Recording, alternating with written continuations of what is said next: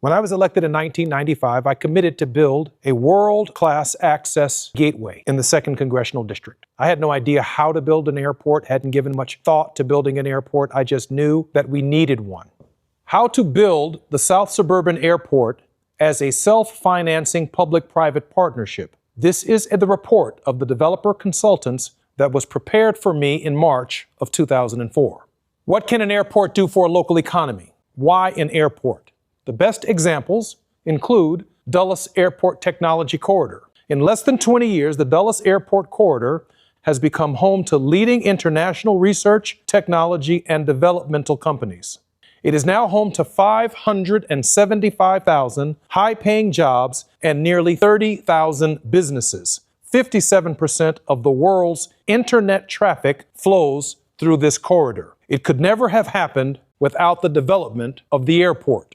Why a public-private partnership? Because Ford Heights cannot afford to build an airport. Neither can Matson, Olympia Fields, Markham, Phoenix, Dixmoor, Robbins, Pontiac, Tilton, Westville. None of these communities can afford to build an airport on their own, and neither can the state of Illinois. The vision has always been for the South Suburban Airport as being governed by a local public authority on state-acquired land. The direction. Every recent FAA leader has called for more private investment to support the Airport Improvement Program and the airport-generated funds.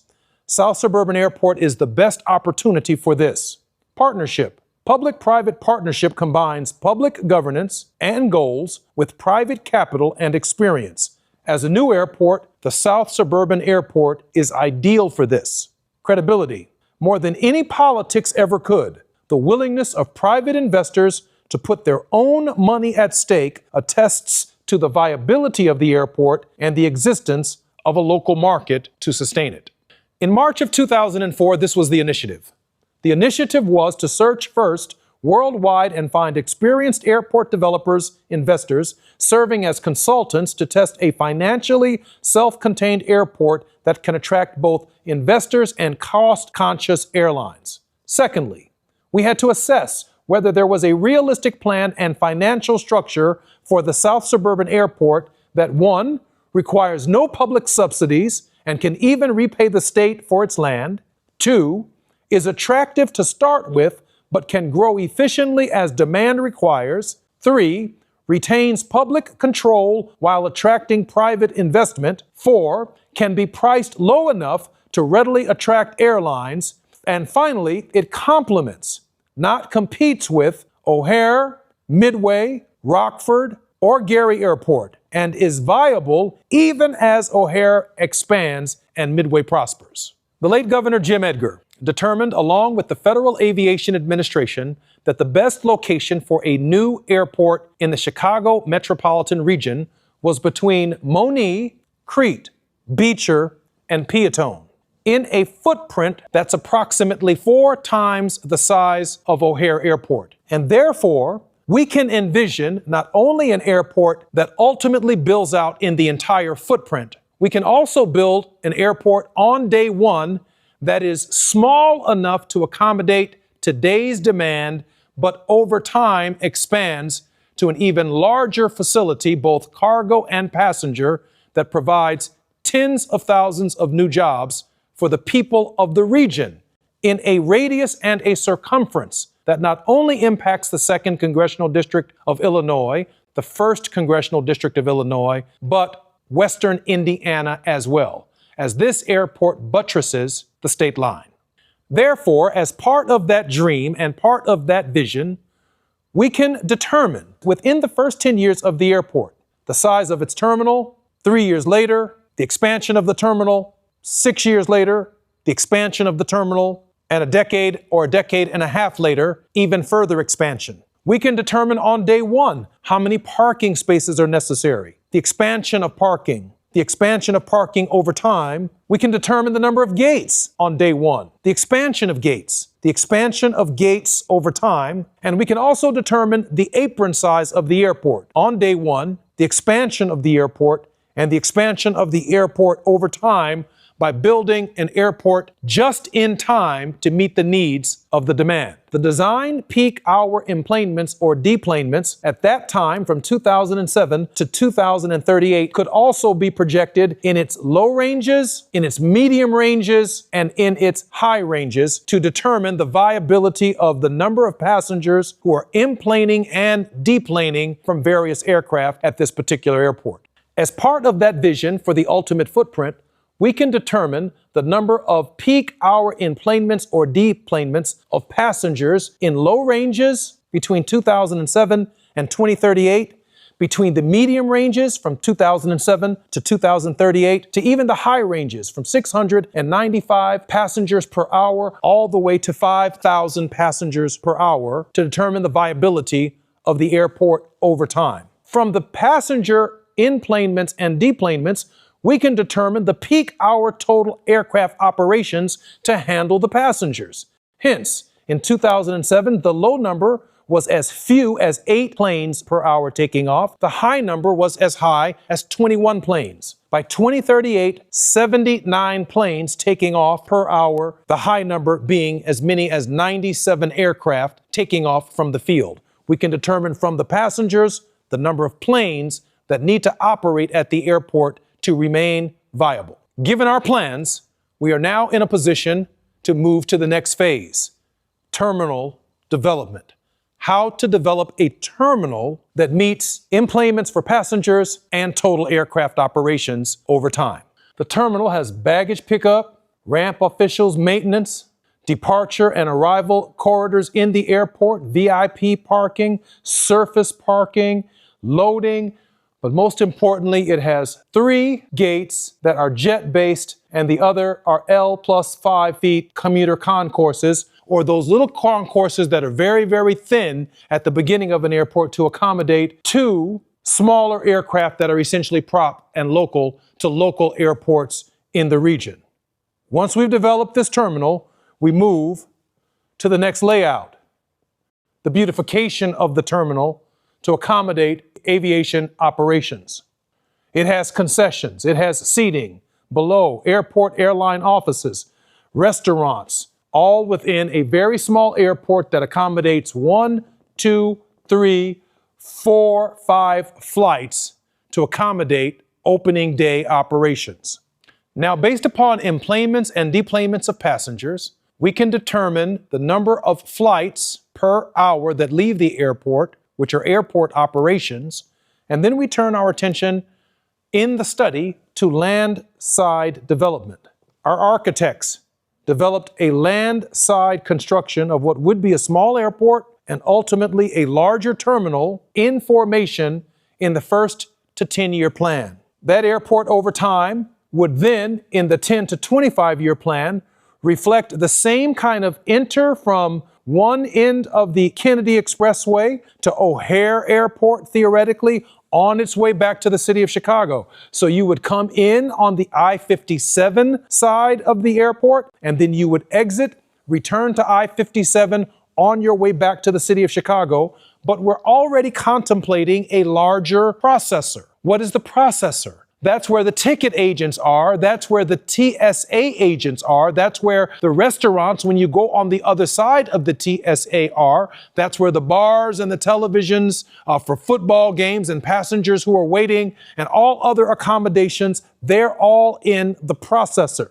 We can anticipate over time a direct link to Metra, a direct link to surface parking and other amenities that make transportation to the new field more accommodating in the 25-plus year plan. Of course, the processor has significantly widened and expanded, and it all started because we began construction of a small terminal for passengers and a small cargo area private partners would insist be part of any airport deal. They don't just want to do cargo, even though I support just doing cargo. But they're going to want multiple streams of income if they're going to put up their own money to build this field. So we've seen the terminal development. We've envisioned what the future of the airport looks like over 25 years. And all starts because we build one 10,000-foot Code F runway that gives us unlimited destinations to most nonstop locations on Earth, from Chicago to Dubai, to Nigeria, to Hong Kong, all connected to the south side of Chicago and the south suburbs on day one. This airport is possible because we built a small terminal with 3 jets and 2 small commuter jets. But we're already anticipating building phase 2, phase 3, and phase 4 of the airport. Ease of operations do not change as a result of aviation construction. We don't have to close the airport down in order to expand the terminals. Now that we know the airport enplanements, deplanements, and aviation operations, we are able to anticipate that our small airport, which began with 1, 2, 3, 4, 5 aircraft, has now expanded modestly into phase 2 by adding a 4th, 5th gate, phase 3, another modest expansion, a 6th and 7th gate, and then a very reasonable terminal in phase 4 that can obviously double the size of the airport without disrupting O'Hare, without disrupting Midway or Rockford or Gary operations. We can do that because the numbers are going to show you that Chicago is losing capacity both in passenger enplanements and in cargo, and many companies are choosing to locate to other cities than our city because we don't have access and they don't have access to this field. As we come to this side of the airport to expand its operations, this side of the airport begins to look like this side of the airport. The 5th phase of the airport is now under construction, and now you begin to see the development of a modern airport and a modern facility. Now you see the airport beginning to take the shape of a modern airport, a global gateway to the world, and it all started because we built right here 1, 2, 3, and what was 4 and 5 aircraft airport that expanded at very little and nominal costs with respect to changing the function of the airport itself. We can plan out and dream out on the field the largest possible use, best use of the field to not only handle cargo and passengers, but to change the tax base of the south side of Chicago and south suburbs. Only this field can reverse traffic on the Bishop Ford Freeway at 8 in the morning. Only this field can relieve traffic on I-57 with everyone rushing to get to work on the north side of Chicago and no one trying to come to work on the south side of Chicago and south suburbs. Building this field changes all of that. To put the final exclamation point on terminal development, we've seen how a very small airport that began as a 5-gate airport has now expanded to a multi-gate, modern-looking airport facility. Let's now turn our attention to the airfield and layout side development together. All we're building in this campaign and in the foreseeable future is one terminal and one 10,000-foot Code F runway and a cargo development space. This airport, which seems small, represents thousands of construction jobs on day one. It means that our airport, on the date that the governor says we're moving forward on building this airport, it will appear in every major financial journal in the United States and around the world that America is opening a gateway to commerce in the United States.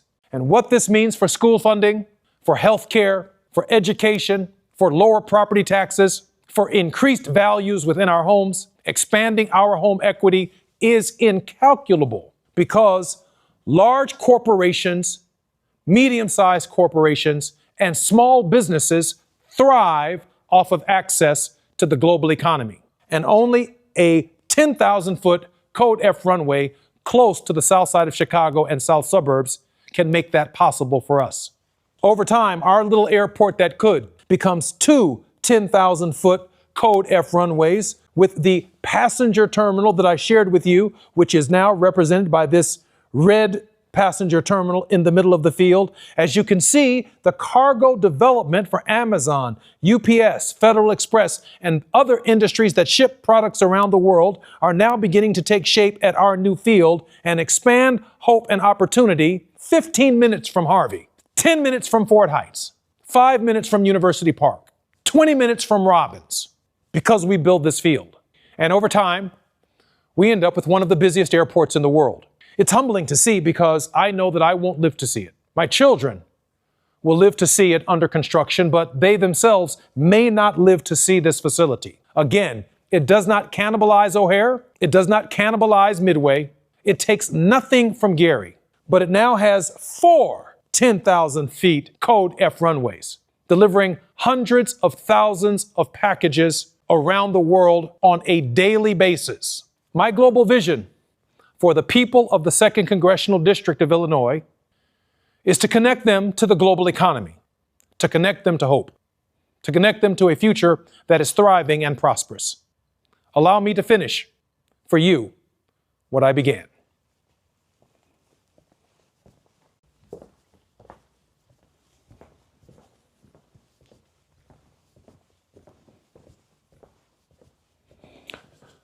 Why does the FAA want a South Suburban airport? The FAA correctly predicted in 1985 that Chicago would hit aviation capacity by 2000 and ordered Illinois to build a 3rd airport. After 20 years and $20 billion at O'Hare Airport and Midway, there are still no more flights at either airport. Let me say that again. After 20 years and spending $20 billion at Chicago O'Hare Airport and Midway Airport, there are still no new flights at either airport. Chicago has lost passenger and cargo market share since 2000. O'Hare and Midway cannot expand because they have no more air space above the airport nor available land.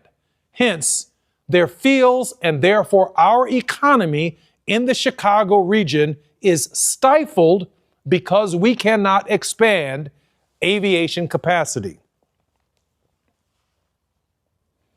It's evidenced by commercial passenger flights, the percentage of growth from 2000 to 2018. In Seattle, we see passenger growth at 81%, Miami 31%, Denver 25%, even 23% in New York, in the DC area 16%, and so forth and so on. But when we get to Chicago, we see negative growth at our airports as a result of no more airspace and limited capacity. Commercial flights percentage of growth from 2000 to 2024. We see in Seattle expanded commercial flights. Denver expanded commercial flights by 65%. Miami 45%. New York 33%. San Diego 33%. DC Metro 30%. Boston 29%. But when it comes to Los Angeles, -1. And when we come to Chicago, -4. And therefore, O'Hare Airport and Midway's operational capacity is stifling the growth of our local communities within the city of Chicago because Chicago is now losing its share of the global marketplace.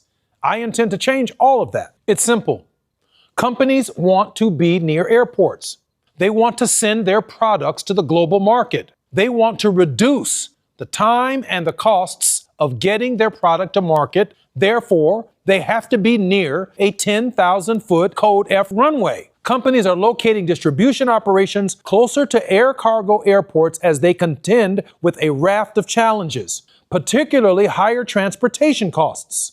Transportation comprises 45% to 70% of overall supply chain costs, according to CBRE Supply Chain Advisory, compared with just 3 to 6% for occupancy costs. So locating near airports can be highly cost effective, ultimately affecting a company's profit margin. The reshoring of some manufacturing operations has been another catalyst for demand in airport markets. But make no mistake about it, local small businesses need to reduce their freight costs, and they tend to locate near transportation hubs, like this gateway that we want to build in the south suburbs. What are the top businesses that are locating near air cargo ports? They're third-party logistics, 42.7%, medical, 3%, manufacturing, about 4.3%, general retail and wholesale, about 32.2%, food and beverage, 5.2%, e-commerce, 3.9%, building materials, less than 2%, automobiles and tires and parts, 3.2%, and 3.6% is undisclosed. These businesses in this pie are represented by the kinds of businesses that locate near air cargo ports. Large corporations are locating near airports. In northern Illinois, around O'Hare, these are the Amazon sites that increasingly need to get products and packages to market. Hence, they tend to locate near airports so that packages can be delivered at a faster pace and at a faster rate. Where there are no airports, we see no Amazon. We see no UPS. We see no FedEx. We see no DHL. We see no Hyatt, Hilton, Fairmont. We see no service-based economies, hotels and convention centers where there are no airports. But once we build an airport, a service-based economy accompanies the airport. If there is one truth about the south side of Chicago and the south suburbs, the service-based economy has missed us. It doesn't matter if the president is Democratic or Republican. It doesn't matter if the governor is Democratic or Republican. We are left behind because we don't have access to the global economy. These are the distribution of Amazon clusters and airports across the United States. You can see them heavily clustered in New Jersey and Delaware and Maryland and even Virginia, and obviously in northern Illinois. You can see them down here in Ohio and near Indianapolis Airport. You can see that these aviation hubs have distribution centers near them that connect them to the global economy. When I was in Congress, I got a call from a friend of mine who happens to be the son of Ross Perot. Ross Jr. invited me down to the Circle T Ranch in Dallas, Texas. He had heard that I was trying to build a third airport in Chicago. He wanted to show me what he had done on Circle T's multi-thousand acre ranch. He built one 10,000-foot Code F runway just outside of Fort Worth, Texas. It's called the Alliance Airport. One runway, now responsible as a public-private partnership, opened in 1989 for cargo alone. Near highways and railroads, Alliance Gateway is now home to 525 companies and more than 65,000 jobs, which has generated $76 billion to the local economy from logistics, health, manufacturing, tech, and entertainment. Its new tenant is Amazon Prime Air. The projected economic impacts of building our airport, the construction of the airport itself, will cost about $1.5 billion. It will create 11,000 initial construction jobs. Over time, direct jobs, 50,000, and indirect and induced jobs after opening day. Just the announcement that the airport is coming begins to change everything. $2.6 billion in annual labor income, $157 million in annual Illinois sales tax revenues that our state badly needs, and $10 to $20 million in annual property tax revenues for nearby communities and schools. Harvey needs this. Dixmoor needs this. The people of Linwood, Homewood, Flossmoor need relief. Chicago Heights needs this. Madison needs this. Communities in the city of Chicago, Roseland, need this. The 9th and the 10th wards as well. The 34th wards need this as well. When I-57 begins to look like the Kennedy and the Edens, when the Bishop Ford Freeway begins to grow like other highways are growing in our region, we change reality for real people. But we must have vision, for somewhere I read that without it, the people perish. So Jesse Jackson Jr., you're just dreaming. We are still decades away from a third airport. That's not true. The South Suburban Airport status, its planning is 90% complete. The state owns 89% of the inaugural footprint, which 30 municipalities who organized themselves in South Cook County and created the Abraham Lincoln National Airport Commission as home rule municipalities submitted these plans to the state of Illinois. Governor Edgar, Governor Ryan, Governor Blagojevich, Governor Quinn had no idea or any clue how to build this airport. And so rather than taking state appropriations, these communities forwent their state appropriations to begin purchasing the inaugural footprint of their gateway to the world. The state presently owns the land, but we paid for it. We need the governor of Illinois to transfer our land back to us so that we can begin the process of constructing the airport. And the state of Illinois is actually committed to doing so. Maybe not to transferring our land, but there is evidence that the airport is coming. $162 million has been approved by the Illinois General Assembly since 2019 for the purposes off of I-57 of building the infrastructure necessary to bring passengers from I-57 to the front door of this airport. Illinois is already thinking about it. But all we're asking is that the governor choose us as the local sponsor of the airport. Transfer the land to us. The state of Illinois, in partnership with us, begin the process of immediate construction of the Abraham Lincoln National Airport. Just the announcement alone. The Japanese will come. The Chinese will come. The Europeans will come. The Africans will come. People who want access to this market and people who want access to the global market will locate themselves near the gateway that we build for us.